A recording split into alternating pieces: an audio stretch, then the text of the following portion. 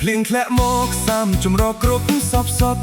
សំលេងស្នូកអុកអាត់ច្រៀងបំបត្តិទុកដកតៅ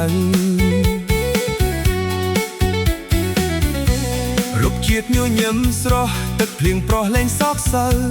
ដុះថ្មីទាំងពន្លកស្មៅណែតនិតនៅក្នុងស្រូវដែរពុះពោះស្មើចង់រាយរីគ្រាក្រៃពេលបានក្បែរចិត្តស្រូវដែលយើងថែជីថ្នាំស្រែស៊ីរួមគ្នា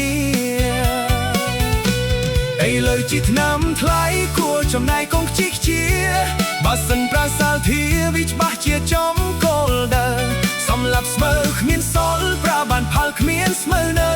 គុំទុកឲ្យលងជ្រៅគុំទុកឲ្យលងជ្រៅឲ្យពន្លកស្មើរីកធំធាត់បើយើងមិនកុំចាត់ឲ្យស្ងាត់បាត់ពីមុខមាត់ស្រូវយើងច្បាស់ជាហត់ហើយប្រាកដដល់ស៊ីមិនគ្រប់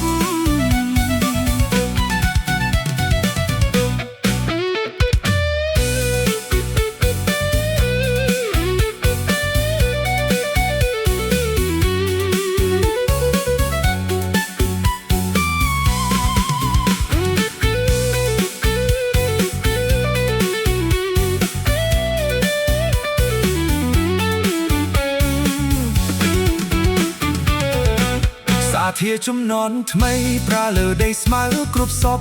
មិនធ្វើឲ្យស្រូវងាប់ឬសន្លប់ដោយសារថ្នាំស្រូវនៅខៀវពេញស្រែយើងស្រួលថែមិនសាំញ៉ាំបុកគ្រិចចោះត្រចាំរៀងរាល់ឆ្នាំមិនអូយអាយប្រឹក្សាគ្រប់យោបល់តលហេតុផលពីស្រូវស្រែព្រោះជាក្រុមហ៊ុនខ្មែរយើងគួរតែសាមគ្គីភាព